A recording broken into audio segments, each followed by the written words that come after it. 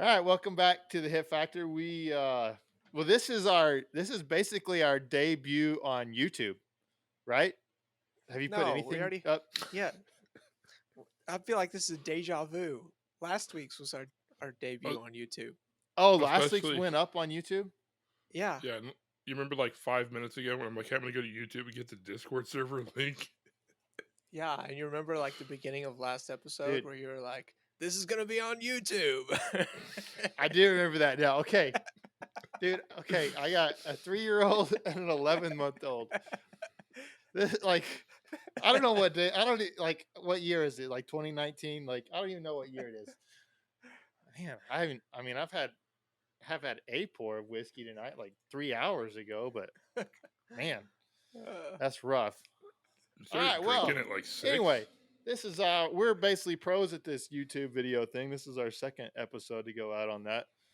It feels like new because we're using different video software tonight, so it feels like it's new and like the first time for me. So that's why I thought that.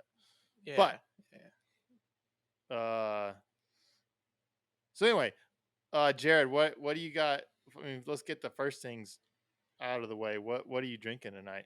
It's a blonde ale by like Jeez. Golden Brewery. That seems Is that rather local? fruity. No, I just the store had it the other day when I was getting groceries. I'm like, that looks good. I'll buy that. I would think you'd be more of a dark ale person. I am. I like stouts and porters and stuff too, but this just seemed good that day. Pretty much, she just likes beer. That is also a fact. Does it? Well, I mean, I guess that's the question. Does it really matter? Like, as long as the quantity is correct, does it matter what the beer is? I mean, yes, there's some beers I just won't really drink unless I have to. Have to What in what necessity. situation? In what situation would be in where you have to drink it? It's the only beer available. Hey, Oh, I think I've said this on here before, but this is a famous quote by a friend of mine. So, none of you know him, but his famous quote was that beer has food value, but food does not have beer value. I like it. So Yep. if you're starving or you can only take one item, beer is king. Yeah, really. But the only beer I can think of that I just really won't drink unless it's the only thing available is like PBR. What?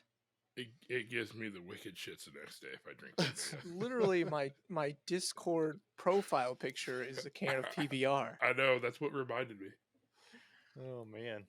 I like PBR. I don't care. I don't drink beer, but tonight I have some EA's Taylor single barrel. It's good stuff. Kind of hard to find. This one's it's about to it's about to be done. So I got like one more pour after tonight, but I got a couple more bottles of it, which is good. But I've not had that one. good stuff. Is that one hard to find? Yeah, pretty Yeah. well. So EA's Taylor has 4 main releases every year. So they have what's considered what they call their small batch, which is the most readily available of it. But it's still it's still hard to get.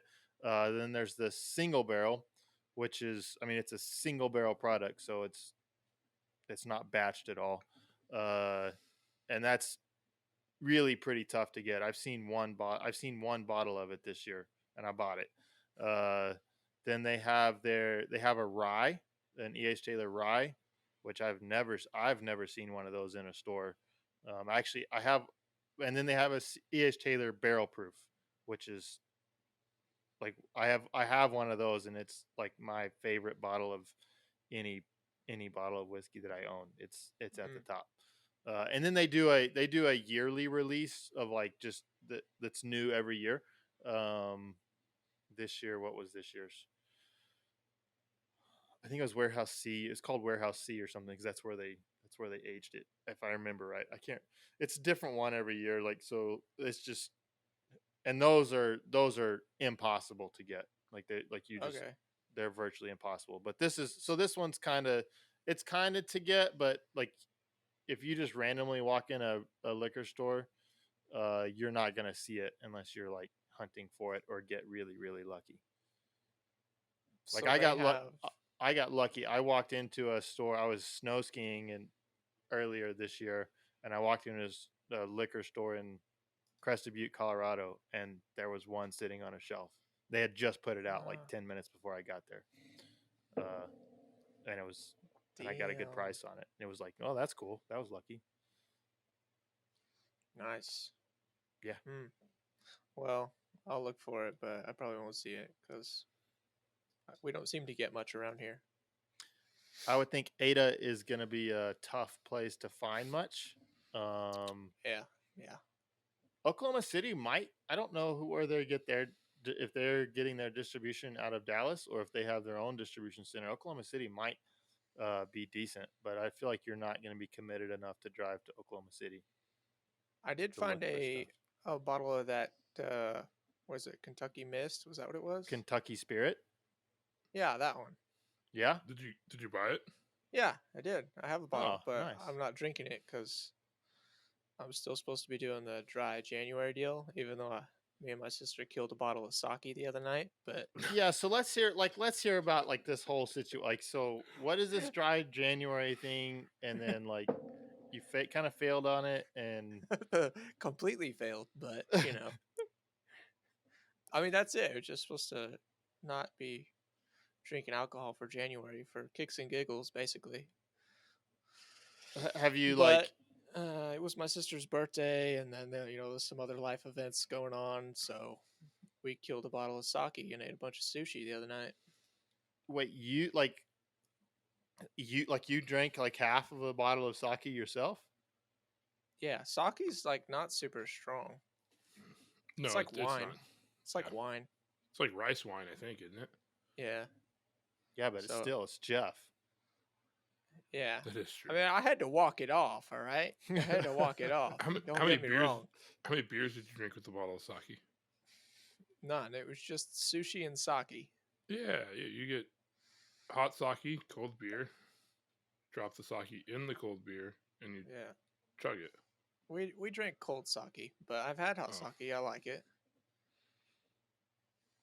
Anyway, that's it. I'm still drinking water out of my copper thing bottle. Yeah, whatever you want to call that thing.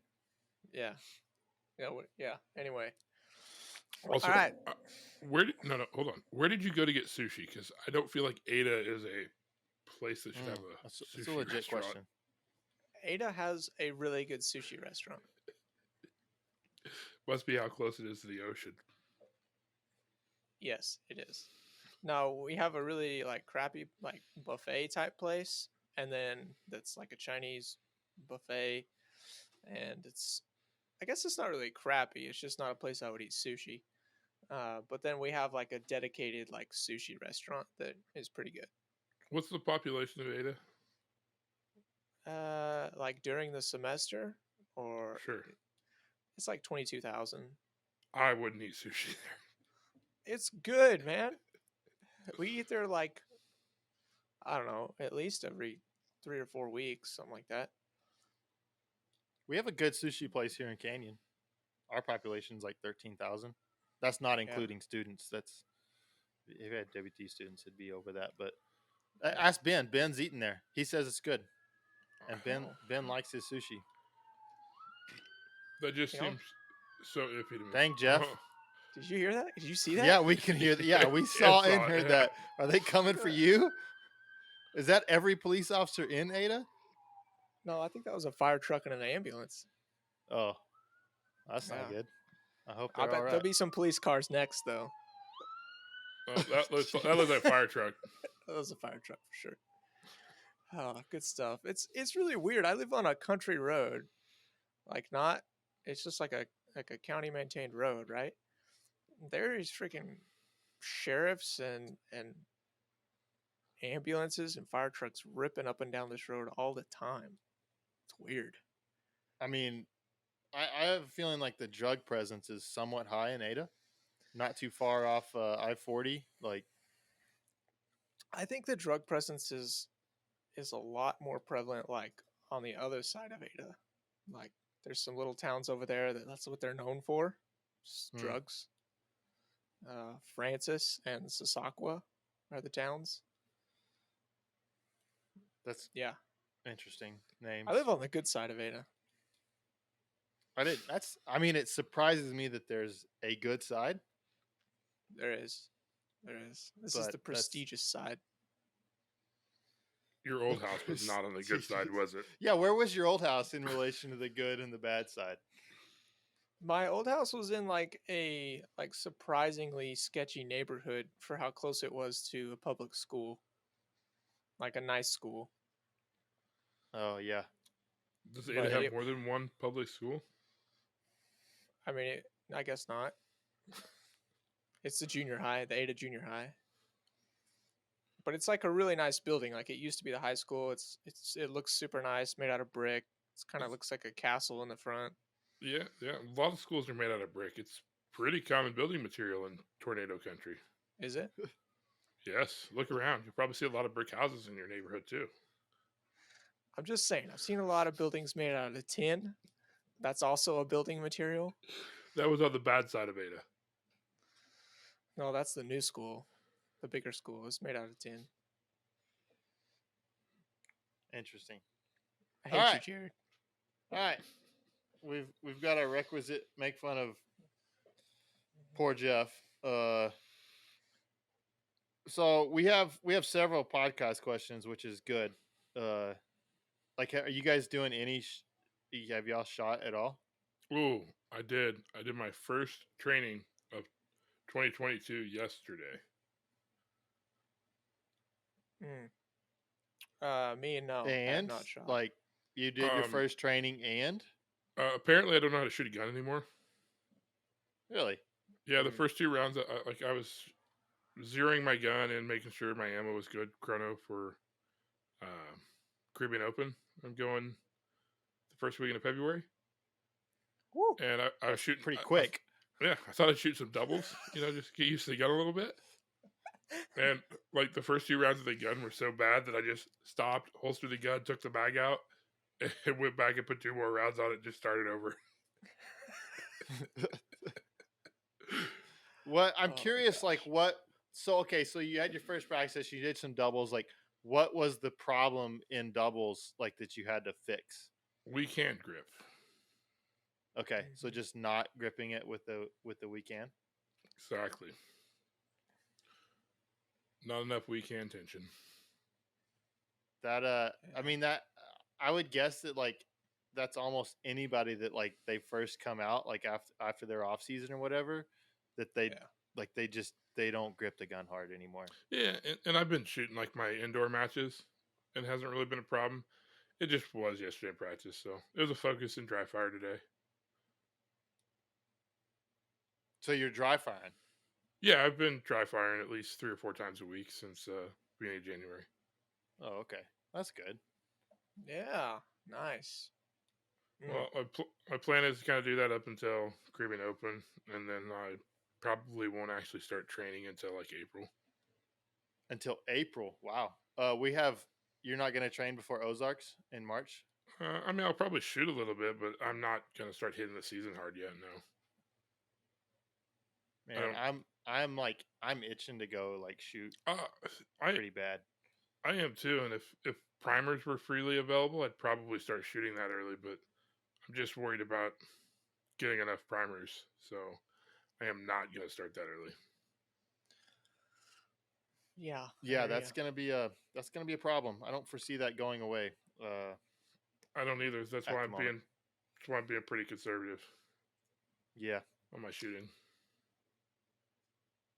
yeah. I actually got out and shot today, which is kind of that's probably been about a month. Just shot my carry gun because I'm a Mr. Tactical Timmy now, shooting Yeah. from concealment, Cool. Right. working on my concealment draws.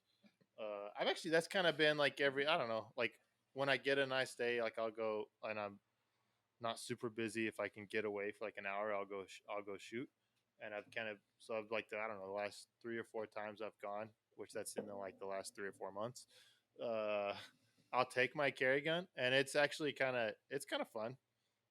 shooting like your carry gear. Like I've done a lot more dry fire with my carry gear than I have in the past, and I think there's a lot of value in that because like I think a lot of times, I mean, I guessing other competition shooters do this. I mean, Jeff probably doesn't carry a gun at all,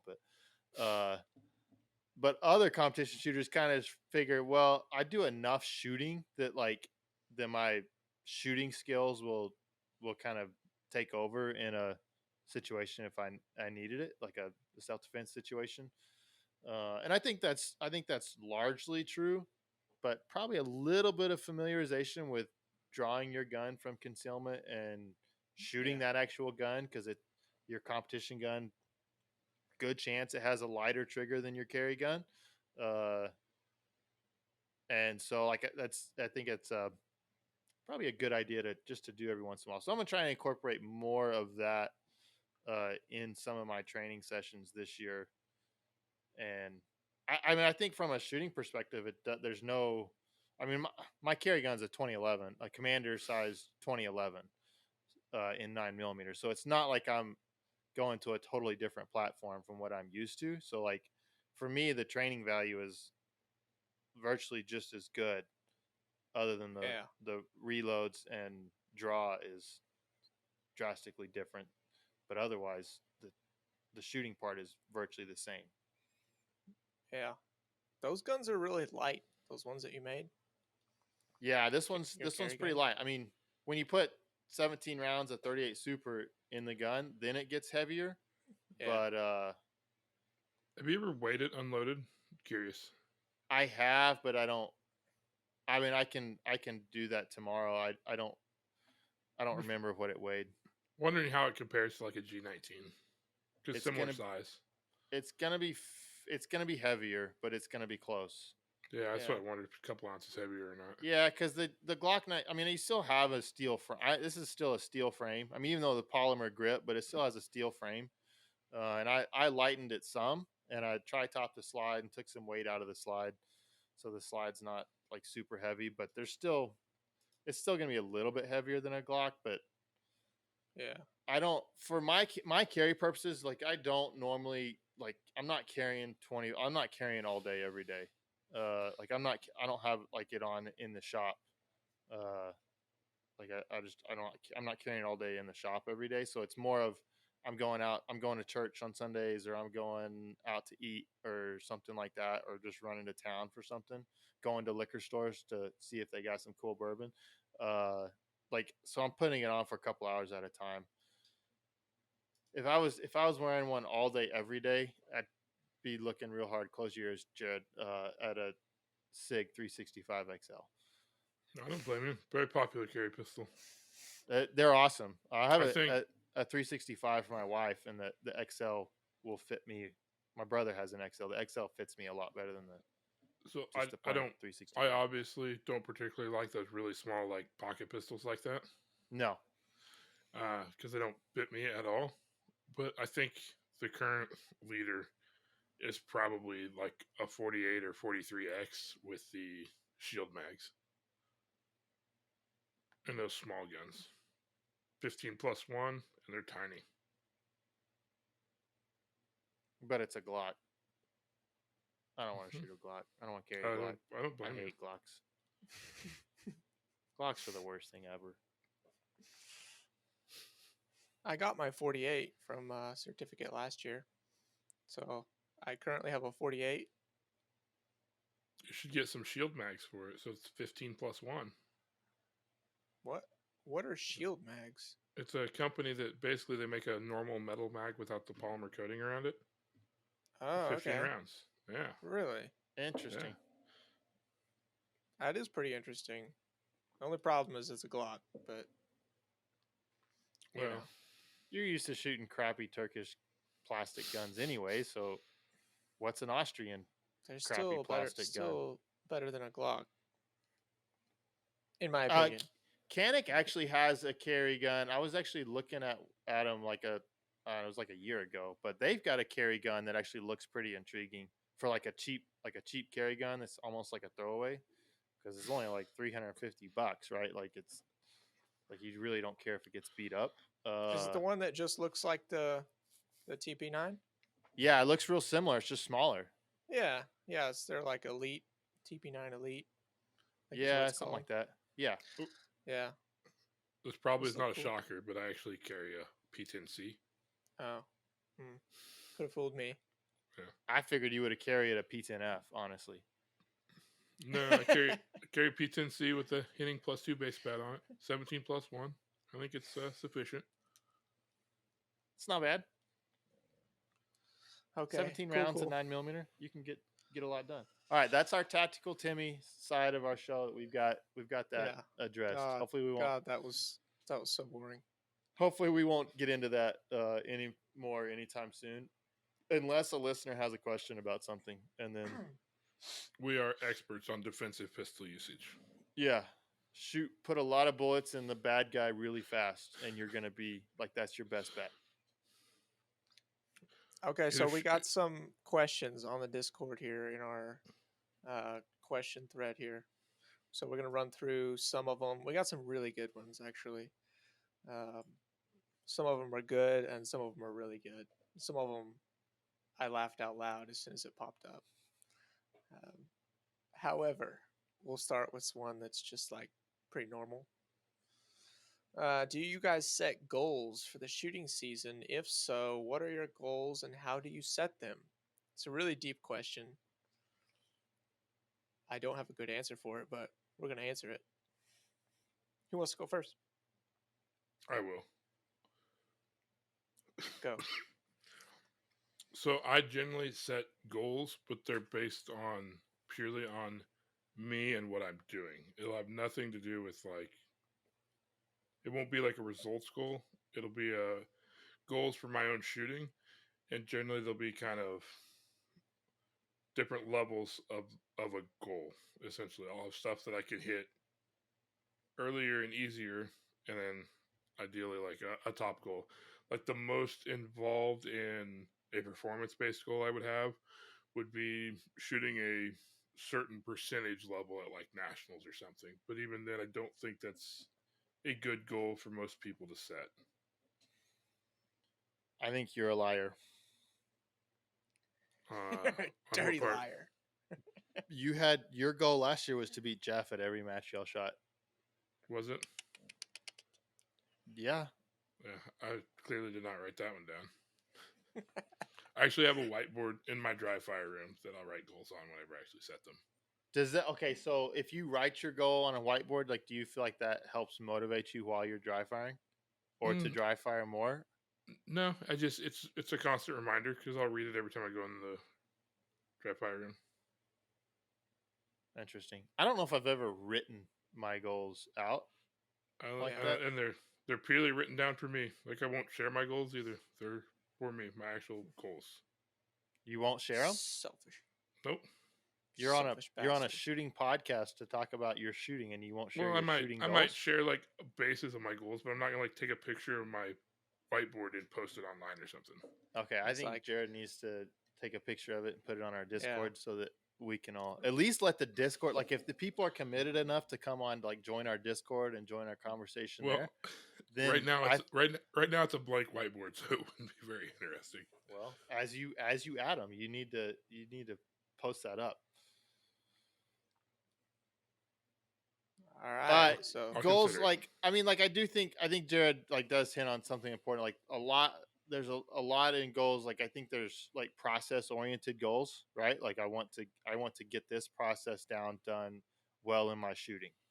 So like meaning that by the end of the year, I want to be managing my recoil better than I am at the start of the year. Like I want my trigger press to be more consistent, or I want my sights to track straighter, or I'm trying to switch from, I'm just throwing stuff out, like switching from front sight focus to target focus. Like those are like your movement goals or something like that. Like that's your goal for the year. And those are kind of process based goals.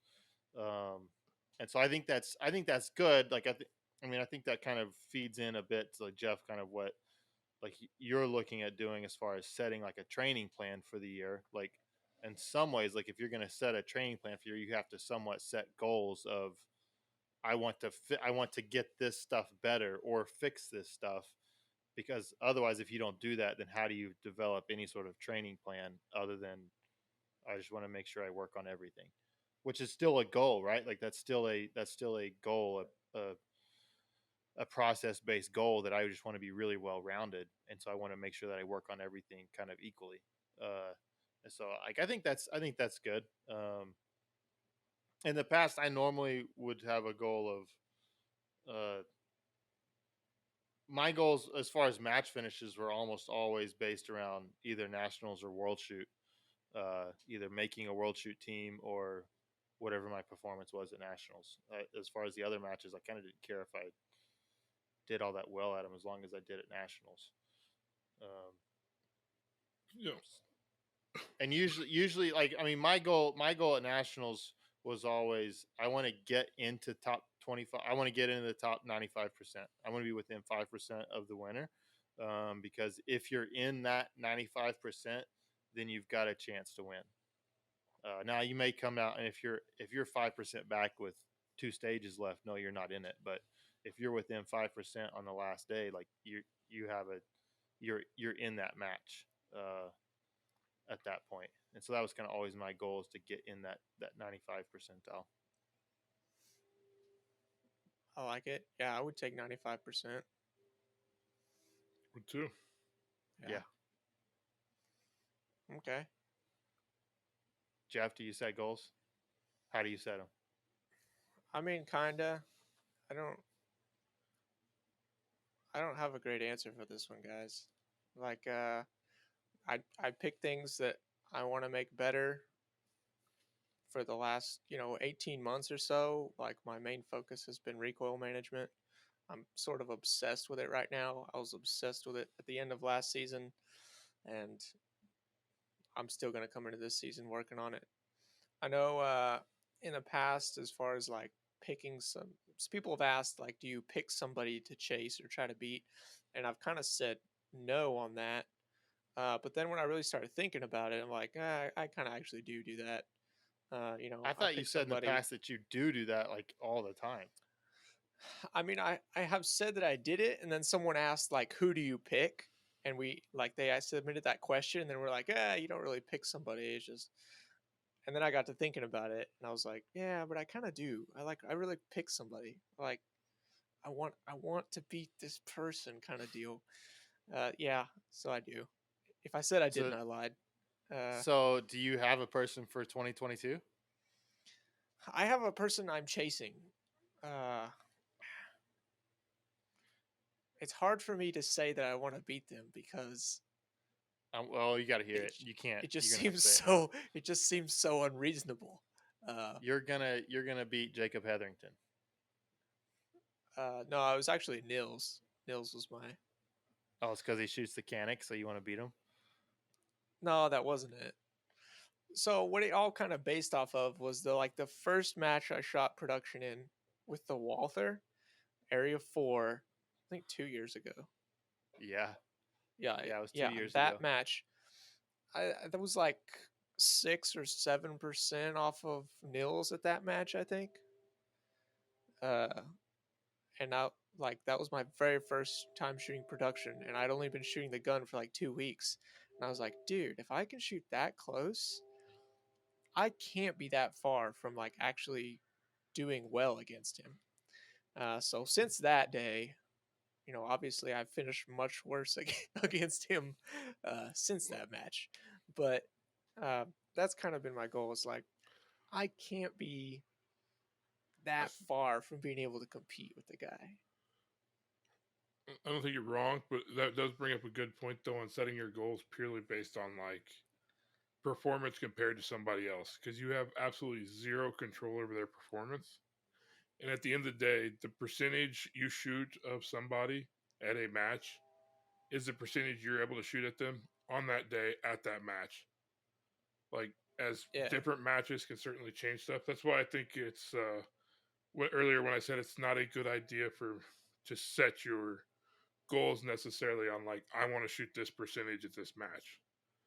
Like I do that as part of my goal, and I know it's not the most ideal thing, but it's not like a main goal. It's just like, this is where I want to be by the end of the year type of thing.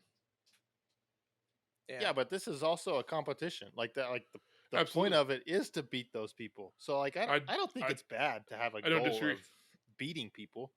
Uh like Again, I think that's perfectly fine. it depends on where you're at. Like Jeff setting that goal, I don't think is necessarily bad.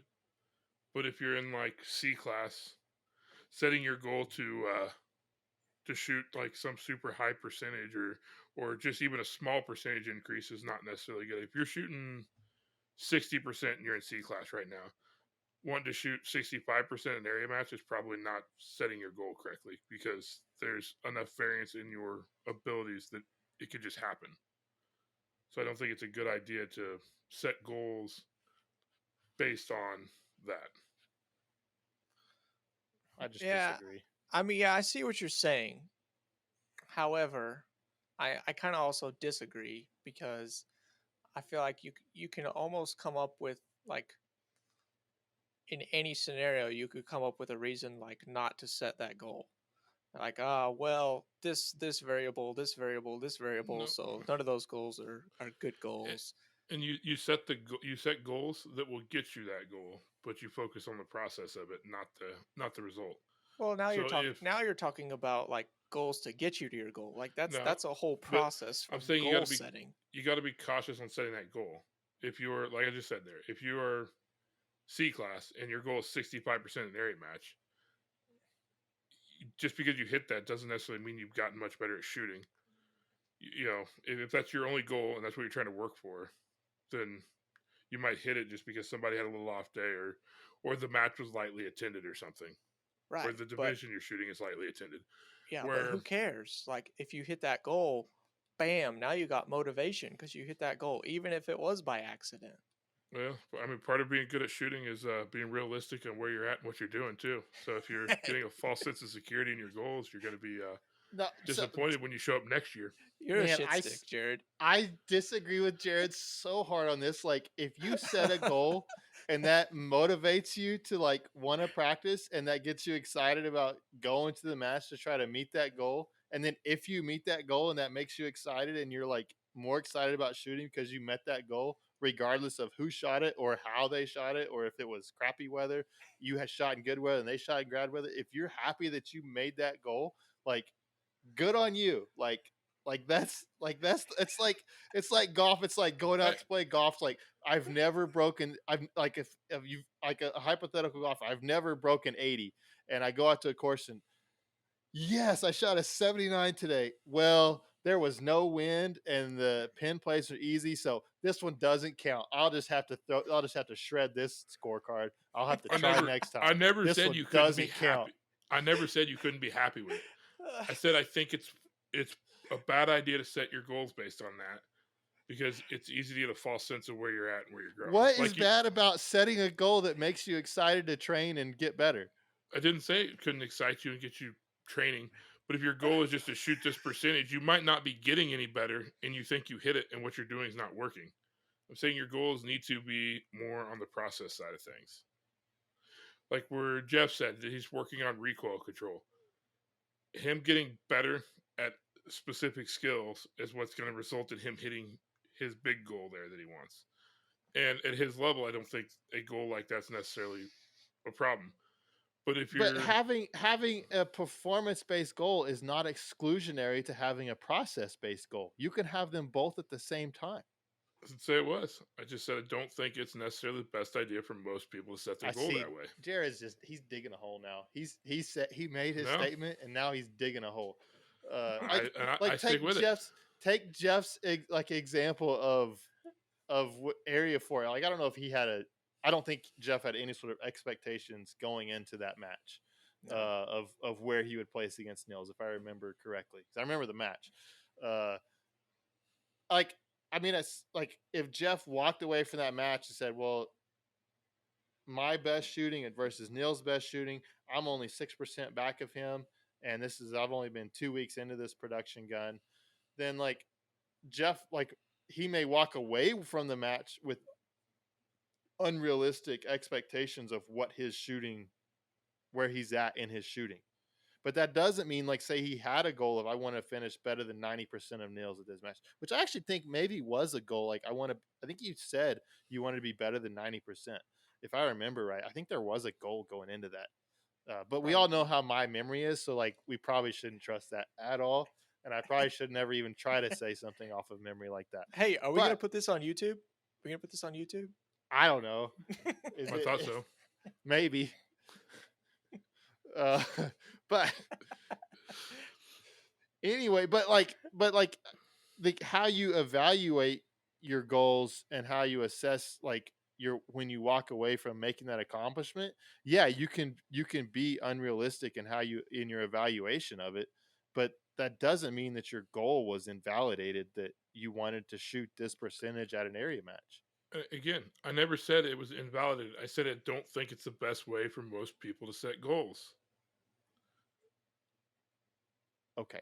I didn't say you couldn't. I just said I don't think it's the best idea for most people.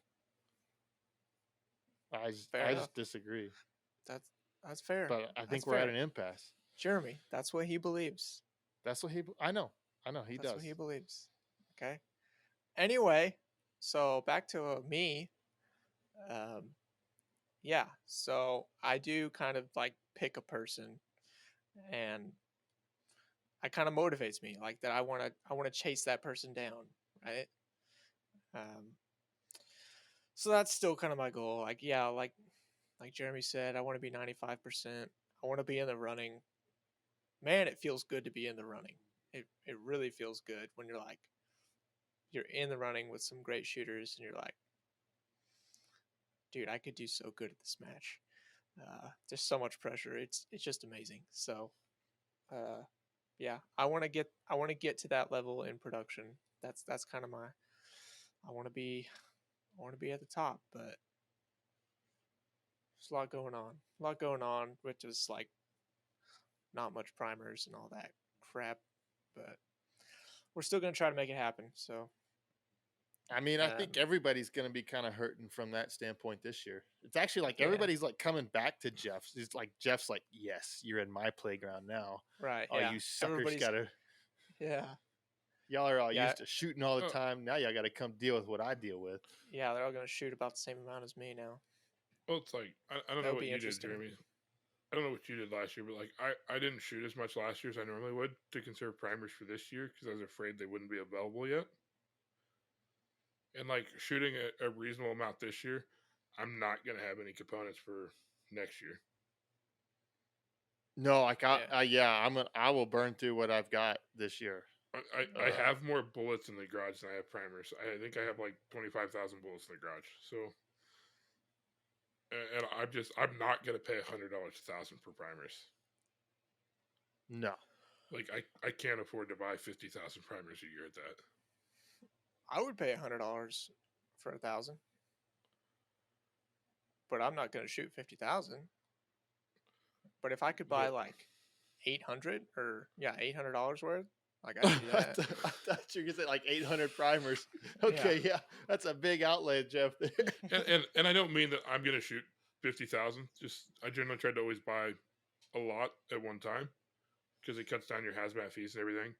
But if I Right. can't get them, then I can't shoot as much. And even at I'm not gonna spend $2,500 or $3,000 a year on primers at $100 1,000. Well, I mean, I think for most people, what it's going to be is like when primers were cheap, they had this much money to spend on shooting, so they bought. Let's just say they bought 20,000 primers a year, 30,000 primers a year. Primers are double or triple that, then now they're going to be able to get 10 to 15,000 primers a year, and that's like they're still spending the same amount of money. They're going to have to shoot less with that. And that's just how it's going to be. I mean, yeah, I'm going to basically shoot every primer that I have probably this year, and then next year we'll just see. I don't like I mean, as far as the future of the sport, like going into next year, like I mean, Jared and I are probably as well stocked as just about any normal shooter, Mhm. probably more so. And I don't know how I don't know how other people are going to do it next year, other than just they'll I've save primers for matches and they'll I've just I've, shoot matches. I've personally decided that like if I can't shoot like the way I want to, I'm just not gonna shoot. Like I'll still shoot locals, but I just won't shoot majors or anything. That's sad. I mean, if I only have 5,000 rounds a year to shoot, I'm not gonna Oh yeah, for just or 5,000. or Yeah, 10 or whatever. I mean, it's just not enough. I shot Jeff's like, 8,000 rounds last year. Well, and I would not want to shoot so little. I think it would just irritate me to not have enough to like train a lot. I just hope people saw that eye roll that Jeff just gave. That was awesome. I'm glad this is going on YouTube, and I'm glad for that. That was awesome. Okay, you guys are terrible at staying on topic. Let's go to the next question. That was Jared that got us off on that. I How don't is even remember Jared's? how. I like this is a good follow up question from the topic that we just left. How is Jared's mental game after losing to Jeff all season in 2021? Well, honestly, I shouldn't dignify that answer from someone who can't beat me, anyways. But Oh, most dang. importantly, I just don't really care. I don't get. I mean, I certainly want to do as good as I can, and I want to win matches. But at the end of the day, I only control my shooting. I'm not going to get too wrapped up if someone beat me if they shot better that day. Yeah. Or every day. Okay, so see, it's a legit question though. It's a good question. I think it is too. I clearly answered that. My mental state's fine. I don't care. So it doesn't phase you at all. No. No. See that? I can't control how you shot the match. I certainly want to win. Don't get me wrong. I'm not saying I don't want to win. I can't control how you shot the match. I control how I shot the match. If you shot better, then you shot better. There's no way around it. Like it's what did I do well, what did I not do well, and what can I improve on? It's as simple as that. See, I'm gonna go. I think Jeff's mental approach of I am going to beat this person, actually probably is a little bit what helped him last year win those matches. Because I mean I get like the yeah, we need to stay process based and all that, but at some point like you got to step it up and beat the guy. Like you can't totally like I know the dude's not like it's not like basketball and they're not directly influencing you, but at some point like you got to just step like you got okay, he shot well, I have to shoot well. I can't just plod along and just kind of try to shoot A's. Like I have to actually go and try to shoot my best. No, I don't disagree, and that's part of it at the match. But if everybody's gonna be different on their personality, for me, it's not gonna phase me. At the end of the day, this is something I do for fun. If it was to the point where my mental state was damaged off of my performance, I would find something else to do. That would not be healthy. So you're saying it's I mean, he just told me basically I have to quit because when I shoot like that bad, like when I shoot as bad as I did last year, like my mental state was not in a good place. Like, and what happens when your mental state's not in a good place? Your performance continues on a downward spiral. I mean, yeah, but at some point, being completely apathetic to what my results are doesn't really help your shooting either. Like that just that results in kind of a I never said I low didn't drive. care about. I never said I didn't care about the results. I said that, like, I'm not gonna be affected by it. I mean, care. I did. I want to win matches. I didn't say that. I mean, personally, like I can't divorce the two. Like I can't like I can't like put all my time, effort, energy, like mental focus into this, and then like have like a crappy match, and then just be like, oh well, no big deal. Who cares? Like that's And when I have a crappy match, absolutely, I'm upset with a crappy match. When I shoot reasonably well and someone shoots better, I'm not going to get upset. No match is going to be perfect. You're going to have mistakes in any match you shoot. But I'm not going to get upset if I shoot reasonably well and someone shoots a little bit better. Oh, I'm pissed. Like, no, I want to beat him. Forget that. No, I mean I get what Jared's saying. Like the problem is for me, there's there's very few matches that I feel like I've shot reasonably well.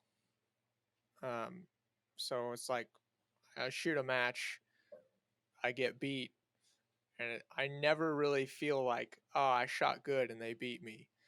I always feel like I fucking screwed that up and they beat me. That's pretty much how I feel every match. Even a lot of the ones that I've done, like I've won, it's like that was pathetic. That was pathetic, and that just comes down to personality, I think, because that's how I am with almost everything I do. Just like it's never really good enough for me. Well, I think you bring up a good point there too. You're viewing your wins and your losses under like equal terms. How you're looking at them from a realist view, even though you seem like you're probably a little focused on the what wasn't good, Yeah. and that's important. Like I've won matches where I didn't shoot well at all, but there was nobody else there, or somebody shot worse than I did. And then I've certainly lost matches where I'm like, yeah, I couldn't have shot that any better. Like that was as good as I can shoot. And if you look at it from a realist view, you'll know what you did well, and you'll know what you're going to work on next week. Any comment on that, Jeremy? I mean, like I've shot one good match in my career. Yeah. I have vividly remember like one match that like I shot really well at that match. Just smoked it. Yeah, I wish it had been nationals. It would have been Right. kind of cool to see where I would have finished if it had been nationals. But It was like a club match, wasn't it? no, it was the it was the inaugural Bighorn match. I mean Okay. nobody was shooting single stack at it, but like Yeah. I was quite competitive with the limited guys with my single stack gun. Yeah, Nice. like you talk about something like Bighorn match. So a good example on that, 10 or 12 stages or whatever, right, with your single stack gun. So you've got 10 to 12 draws. You're reloading the gun, I don't know, 30 times or so. You're pulling the trigger 250, 300 times, whatever that match is. Like, to think that you're going to shoot that perfectly would just not be realistic. Yeah, I mean, like I didn't shoot it perfectly, but like if you want to win nationals, that's going to have to be your performance level. Yeah, Like well, you have to like if you're not expecting that out of yourself when you go to like a nationals match, you're not going to win. absolutely. You're expecting to execute. So like Yeah. But you yeah, also have to, like, you want to have an objective view on your performance too. Like, it sounds like you did for that match, but if all you do is get really mad about like a small mistake, that's not helping you. If you say this I didn't do well and then you're working on it, that's going to make you better. yeah. I mean, some people need to get mad. Everybody's personality is different, but Like some people need to get mad and they need to get it out. Yeah. it's no. I think of it like this standpoint though. If I'm looking at a partial target and thinking don't shoot the no shoot, there's a good chance I'm gonna shoot the no shoot. I need to focus on what I want to do, not what I don't want to do. Yeah, I mean I think that's a different. I think that's a little bit That's different the same thing. way on your shooting. If you're focusing on what you can improve instead of what you did wrong, it's the same thing, but it's still different. You're looking at the same thing with different view. When I get mad at matches, it's not like it's usually not a mad at myself mad. It's like it's like an aggressive mad. So honestly, like I do shoot better when I'm angry, but I don't really get angry at matches very often. Whatever. I've seen you yell at me. I've seen you yell at Jared. Like you yell at everybody at matches. Yeah, well, y'all just make me better then. I 100% shoot best at matches when I just absolutely don't like care. When you just don't care. Yeah, when I'm just like shooting the match, like I don't care. Oh, really? See, I mean, I shoot fine that way. I do. But if something happens where I get mad, like where it's like I get this attitude where like, all right, well, now I'm just gonna shit stomp these people. Yeah, That kind of attitude, like I shoot considerably better. And don't get me wrong. When I say don't care, it's not that I don't like care about the score. What I'm saying is that I'm not like concerned if something doesn't go well. So, carry optics nationals this year, like I shot reasonably well for me, especially. And I think one of the things was is that like I shot plenty of carry optics, so the guns are the same as I'm used to and everything. But I didn't work at it a whole lot. So for me, I didn't have a lot to care about as far as if I got 20th place or if I got 40th place. Like it wasn't something I worked for all year. So when I Yeah, go to a you just didn't. stage, I could literally be like, I think I can shoot it this way. This is the really aggressive way. I'm just gonna do this and see what happens. Yeah, you just Like there had was no probably expectations. exactly. I just don't really care about the results too much, so it's easy just to shoot. Yeah, but Yeah. that's not a legit. I don't think that's a legit approach for somebody who is like trying to No, win matches, because I know. like there is this vicious cycle of like you put a lot of effort in, like, and whether you state that it's your goal or not, like if you're training a bunch and you're shooting well and training, like you want to go do well at nationals, like your expectation Eh, is to go do well. But like it's like the more effort you put in, the more stress you have on yourself to do well. it, Like the more time you spend on it, the more you know your flaws even better. And so like there's this vicious cycle. It's like you got to put in this work to do it, but then that work almost makes it harder to perform at the level that you're capable of Yeah. at the time where you want it the most, where you put the most work and effort into it. And so no. there is this vicious cycle that's really tough for people to break through, which I can 100% relate to that. That some people able to do that, but you talk to guys like Ben, like they're gonna say the same thing. Like as far as like the amount of effort that he puts in, for him to win his first world shoot, like the amount of effort that he put into it, and like the amount of stress that was ratcheted up because of the effort that he put into it. Like I saw Ben after he finished his first day of nationals, he was basically not talking because he was so pissed at his performance. Like Yeah. he was not happy. It wasn't good for per his standards. It wasn't good. If Ben had shot Ben's normal standards, he would have won that match going away pretty handily. Instead, it was like less than a single match point away from winning. So kind of on what you were mentioning there though, and then that's exactly what I meant by like at carry optics nationals. Had I trained for it like all year, I probably could have done a little bit better. But had I trained for it for like 3 months straight, I think I probably would have done worse because there'd have been more stress, and I wouldn't have been able to shoot a little more freely. Yeah, I Yeah. mean, so like that's something to try to cultivate is, can I work really hard and then shoot carefree No, at the match? Um, I don't think Well, you can. it's hard to leave a mistake on a stage whenever you're working really hard at it. yeah, no, it's I mean that's tough. And I'm not going to give advice on how to do it because I need advice on how to do that. But Yeah. I mean, I don't think it's possible. I mean, maybe it's possible for a sociopath or something, psychopath.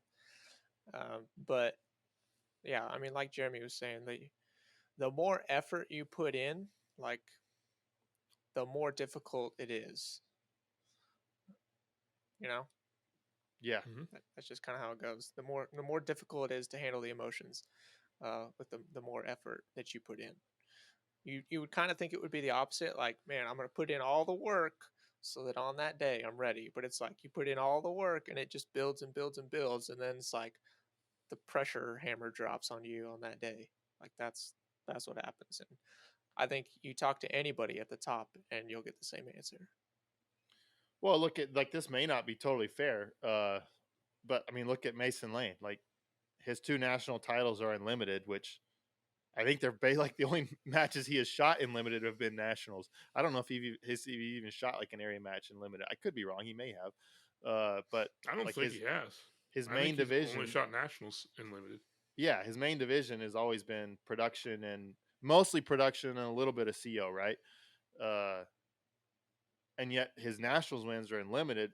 I mean, like I would guess like it's a totally outside observer, not having talked to him at all. Like he feels a bit freer with his limited guns because, Yeah. especially his first one, like he wasn't on the super squad. He wasn't like he wasn't expecting to win that match. Yeah. And lo and behold, he did. Uh, and he Yeah. probably shot. I'm guessing he shot better at that match than he did at the production match. I could be wrong, Yeah. because I haven't talked to him about it, but there's a good chance there's a good correlation there. Yeah. Little caveat on this topic. Any time that you spend throughout the year trying to learn about yourself and learning how to manage your own emotions and pressure and how to keep those things in check at a match is time well spent. Uh, if anything that you can figure out about yourself that will help you keep it kicked down the pressure notch, when it's laid on, is going to be time well spent, especially as you start moving up the ranks. The pressure just builds. uh, so knowing how to handle yourself is a great skill to have. Yeah, here's a great example. Like, so last year I played a lot more golf than I have anytime recently, and like my goal was I want to try to be around 80 or under. Like I want to try to shoot under 80. And I hadn't before last year I'd never shot under 80. Well, then I had like 3 or 4 rounds in the 70s like in a row, or maybe a couple in like 81, 82, but real low 80s, and like some like 74, I think was like the lowest, like a 74, 75. And all of a sudden, like, kind of got to like the end of the season, like last few rounds of the year, it's like I had this image like, oh well, now I just shoot in the 70s. I just think like my it changed, like also, oh, I expect to shoot in the 70s all the time now. Well, then like I went out and like it's golf. Like if you've played golf, golf how golf is like. And I shot like I had a round and shot like in the 90s. Like I don't want to touch these daggone clubs for like 2 weeks now because that was terrible. It was like, whereas before, like so like there is this interesting, as you get better at something, like your bad days are harder. Like for me at least, it's harder to accept the bad days as you get better at something, as you put more effort into it. Like when you don't put any effort into it, you can accept the bad days. Like, yeah, I'm just not that prepared. But when you put a lot of effort into something, it's much harder to accept the bad days. I think that's fair. I think it is. Yeah. All right, so this is this question's brutal, but we're gonna answer it. Y'all are gonna answer it. I think I know what you're gonna ask. You ready? You ready? Let's hear it. All right, it's just kind of along the same topic, so we're gonna skip down to this one, and because it's just it's a good last question for today's show. Yeah, yeah. What's the point of shooting when you no longer believe you can win? I know y'all have addressed this before, but it's some of your best material. Jeremy, do you want to go first, or would you like me to take it? You can take it. All right. So, as with most things where there's a whole bunch of people trying to compete for first place, there's going to be one person that wins. There's going to be a whole lot of people that don't. You're not going to win everything. And, like, I know from early on that I will never win a national title. Not unless, I'm the only one that shows up or something. So, if you're approaching from that standpoint, that if the only thing you focus on is winning, you're probably going to be sorely disappointed unless you're exceptionally skilled from the get-go. I still enjoy the process of getting better at shooting, working at it. I like shooting. I enjoy it. If I no longer enjoyed shooting, I would go do something else because I spend way too much time and money on it to not enjoy it. Interesting answer, Jared.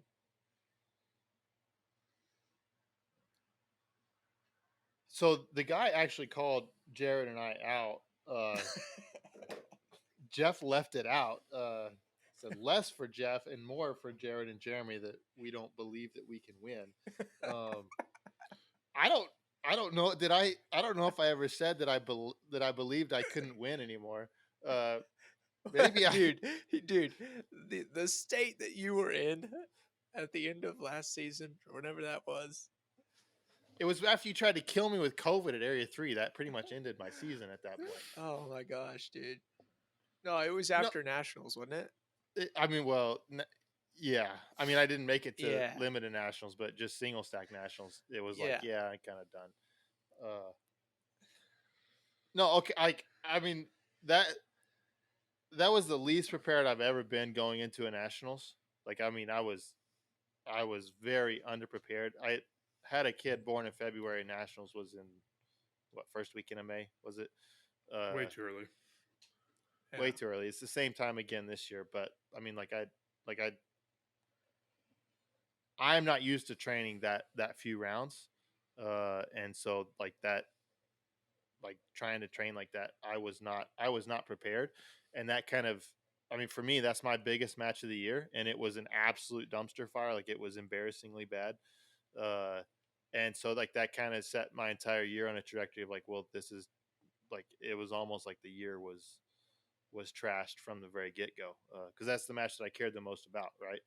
Um, so like, yeah, I was not in a good place last year, and I will somewhat admit, like, I don't know what my competitive level is going to be at least for for this year and maybe one more year, because once the kids are kind of like, basically when they get to be like potty trained, then they're walking, talking, they can feed themselves, so to speak. Like, they're not 24/7, like they're not hands on. Like, if they're awake, like right now I've got an 11-month old, if she's awake, you have to be hands on with her. And so with my wife's job, like, she's a nurse practitioner, uh with geriatric patients and COVID and all that, like, she's working insane hours, breastfeeding at the same time, and like, so just my available free time is much less right now,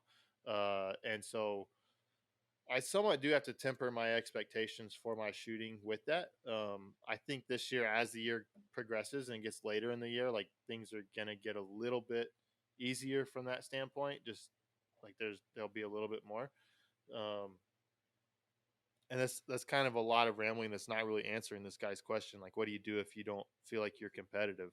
Uh, I s- I still intend to be competitive. I Last year I wasn't. Like, Well, just plain and simple, I wasn't last year, for whatever reason. Like, like, you can come up with any excuse you want. Everybody's got excuses, and I kind of, I don't really care for any excuses, but I'm I'm kind of glad that I took some time off last year, because like, I'm like, right now when I go out and shoot, it's like, yeah, this shooting thing is actually kind of like, it's fun. Like, just going out and shooting is fun, um, and so yeah, I want to do as well as I can. And in single stack, I think winning a nationals is still very realistic if I can get my mental game where it needs to be. Yeah. Yeah, I agree. For me, to answer this question, what's the point of shooting when you no longer believe you can win? Like, I kind of tend to think like there's two options for me, and is one of them is what Jeremy said.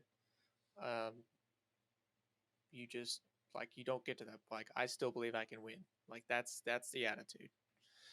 And if I like no longer believe I can, it wouldn't be win, but it would be like if I no longer believe that I can get better, then I probably quit. At that well, point, I would not really be interested in it anymore. I will mention one thing. I answered the question originally as win, and I think of win like win the biggest matches. Where Jeremy mentioned being competitive, and that would change things for me. Like, I still believe I can be competitive. I just am a realist in the standpoint of I don't expect to ever win a national title. Yeah. Well, I mean, Jeremy did say he did believe he could win a national title. I know, but I was just going to point out the being competitive side of it as well. Like, I still feel like I can be very competitive. I still feel like I can get a lot better. Yeah, that's good. That's good. I mean, And I like, what's the point? Like, dude, do you know how many golfers are out there that never break 100, and yet, like, they're there every Saturday morning to go play golf. Like they're like it like so. What's the point? I mean, like at some point, like I mean, even if you're winning nationals, what's the point? Yeah. Well, Like that question is very legitimate. I think eventually you see it in the sport all the time. People that have been around a long time, some of them will stick around and continue shooting big matches. There's not very many of those guys, though. I mean, how many guys that were super competitive 20 years ago are still shooting today? 5, 10, like are shooting major matches still. And then you have a bunch of people that they they they go away. That's probably the most common thing. And then you have a handful of people that kind of more casually shoot. Like those, they still shoot a lot of their locals and stuff. I mean, we have probably I don't know 4 or 5 guys that were top 30 level shooters when Open was the only division in my area, and they all still shoot, but they shoot casually. They don't really shoot majors. They might go to like the state matches 2 hours away, but none of them are going to nationals because they don't care. Yeah. So, like for me, I said it's either I still believe I can win, or I still believe I can progress, and hopefully I keep that attitude until I either quit or I get to the point where I don't care about progressing, because that's a very real thing, right? I get old enough to where I'm just like, okay, now I just do this to hang out with my buddies and have a good time. I'm definitely not there right now. I want to progress. I want to win. I still believe that I could win a national title. I don't know if it'll be in production or not. I may switch divisions solely to get a national title. I could just see myself doing that. But yeah, that's kind of my answer. Yeah, I mean, and that's like being completely honest, like that is a question for me that I have to figure out this year. Like, is the desire to still train like I used to? Is that still there after having kids? Yeah, Like, yeah, because Well, your priorities are different, right? Like, once you're like when you're a dad, it's like I can fail at being a shooter, but I can't fail at being a dad. Like that's like failing at being a dad is not an option. And so like they take precedence. And like I don't want that to be a detriment to my shooting, but yeah, there's a chance that it will be. well, you kind of mentioned the most important part of that earlier, where you talked about tapering your expectations in your earlier conversation. And if you take a step back while you're parenting, then you need to taper your expectations. If your expectations are reasonable, you're not going to be upset. But if you're shooting a quarter as much and dry firing twice a week and you still expect to shoot like you did, 2 years ago, you're going to be sorely disappointed. Yeah, for sure. yeah. Hey, if you do decide to, taper your expectations back, I think you could get just as much fulfillment out of just driving me around the country to shoot matches. just Yeah. just that's what Jeff is most concerned about is that I stay active enough to shoot a bunch of the same matches that Jeff is shooting Hey, so Yeah. that he doesn't have to drive anywhere. it's hard to Bingo. stretch that $350 shooting budget for the entire year. That's true. Okay. Yeah. Okay, speaking of, I think we answered that question well. To wrap this up, Ozarks Classic, Mm. if that is not on you guys' calendar, Put y'all it on the need to work calendar today. you need to put it on your calendar because it's going to have one of the best RO crews ever working at it. And we'll be there too. Jeff and Jared and myself will be. We're signed up to RO a stage, and hopefully I'm going to design that stage. I've got to get that done this week, but hopefully I'm going to design that stage that we RO, and we will hopefully have like some merchandise to hand out, uh, like to each squad that comes through, like raffle off or do something. Uh, Maybe we'll make them guess their hit factor before they shoot the stage, and the person that gets closest to what they Oh, think their hit factor is, they get the hat. that would Mm. be good. So it's not best hit factor, right? Like it doesn't have to be the Right. best shooter, but it's Right. can you guess what your hit factor is going to Yeah, be on it's this like stage? how good at you are at predicting your results there. That Yeah, would be good. That would be good. that'd be kind of interesting. That You know, people will be like, someone's going to predict a 0 and 0 the stage for that Yeah, match. just zero the right, stage. yeah. Hey, if they do that, they deserve it. Hey, Deserve I guess so. If they zero the stage, then we'll give them the hat. If they guess, especially if they guess zero, because then that meant they really wanted our hat bad. If they're willing Yeah. to tank a tenth of their match. But will we ask them before they shoot, like, what's your hit factor going to be? Yeah, Or yeah, okay, yeah, yeah, that'd be we'll good. ask the squad before you Well, shoot. As long as well, it, I mean, like, and I guess they can not participate if they don't want to, right? yeah. If it's gonna be too much of a distraction, but we can Yeah, just have like a dry erase board, like, right? We'll write everybody's name down pre-squad, and then I you can write bring my your hit goals factor. board since I won't have goals by then. Exactly. Bring your goals board with you, uh, and we'll do that. So I mean, I think that'll be fun. Like, so we'll be able to shoot with the ROs, and then we can go get Mexican food and margaritas all we want, because then all we got to do is that's right. run the timer the next day. Hmm. Dude, that's gonna be fun.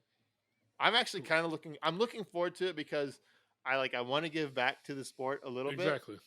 bit, but it's like it's a 1 day match. Like we only have to RO 1 day, right? I mean, like I'm not wrong about that. It is only a 1 day match, correct? Yeah. Well, Yeah. and you know, like you said, you want to give back. It's early enough in the season that like I'm not going to be ramping up my training yet, so I don't mind ROing and not being 100% focused on the shooting. Yeah. Yeah, Yeah. it's fair. I look forward to hopefully like we'll be a fun but fair RO squad. We'll let Jeff handle any scoring disputes because Oh God. Are you guys ROs? I had my RO certification, but I'm almost positive that it's lapsed. So, but Jared, you're a certified RO, correct? I am until the end of February. I'm gonna take the test sometime next month. Oh, so we'll be. I think all we need to do is have one certified RO. I don't even know if you have to have that I don't think you do for level 2, at a level 2. I don't think you have to have a certified RO, but it's probably not a bad thing. but it's all right. It's all right. I'm certified. We're good. I don't know if we're gonna have Jeff do much as far as ROing because I feel like Jeff doesn't actually know the rules. He can reset the activators. Jeff's gonna be active. Oh, I'm gonna put like 5 swingers on this stage, just so Jeff has to reset all of them. Oh, that's a good question. This is gonna come out after I've already submitted a stage. But do Yeah. y'all want movers on a stage or no? Do Or we? do Movers y'all are a good want idea. do you want a simple stage? I don't care. One target at 10 yards, 2 shots. And that's the stage. That'll be fun. Don't get the one with the plate rack. Oh no, I'm not doing anything stupid. Like I think he basically like I can design one for any bay that I want. Yeah, it's gonna be good. It'll be fun. And So Yeah, it's gonna it'll be be good. awesome. So I'm gonna. so I sign up need for to the text match. him. Come shoot it. Yeah, come shoot the match. There's new management over it. Like there's a new match director this year, and so I'm expecting good things. I think it'll be I good. think they're putting in a lot of effort into getting better. Yeah, they are. And it's Yeah. not easy to put together a level 2 match. No. Yeah. And they're kind of in that sweet spot. Like they've done it. I think this is like their 5th or 6th year. I could be wrong on that, but I think I it's think like it's 5th. 5th year. So like they're kind of in that sweet spot where like they've done it long enough to kind of know what doesn't work. And I think like they're not going to put any 30-yard zebra targets in this year. I think they kind of heard that didn't work out so well last year. So I Yeah. think we're going to avoid that unless I put it. I really want to put like some 50-yard shooting in on this stage. So we'll Don't- see. Don't just do a plain normal stage, Jeremy. I don't do plain normal stages. Okay. I'm not going to put anything like retarded. Trust me. Okay. It I won't trust you. be anything retarded. I trust you. Good. So sign up for that match. All right. Yeah. That's all I got. Y'all got anything All I got. else? Okay. Hey, everybody be sure and go over to YouTube and follow the YouTube page. Check it out there. Yeah, like, Yeah. comment, subscribe. Isn't that what all the YouTubers say? Oh yeah. That's what we're Like, supposed comment, to say. subscribe. Hit that subscribe Yeah. button. That's how we get rich. Yeah, we're gonna get rich off of shooting for sure. Absolutely. All right, let's pinch it off. Oh, stop recording, damn it.